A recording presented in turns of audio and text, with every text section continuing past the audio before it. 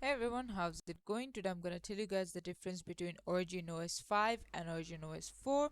So as they say that your application startup speed is increased by 15% in the OS 5, and then your response speed will be increased by 30%. They'll also give us like options to customize lock screens by having more controls and widgets, and then AI will also be available. It is a new feature where you can create virtual clipboards, things like that. There's also like this dynamic island, so I think they took it from iOS, no offense. And then these type of cards will be available for your location, time, weather, things like that. It will also help you write and rewrite messages.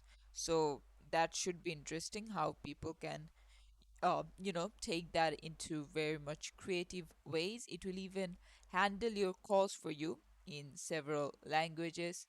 It can also like break down, the communication barrier by interpreting sign language and, things like that. It will also be used as a navigator. You'll also see support for like the Matter protocol if you use it for your smart home.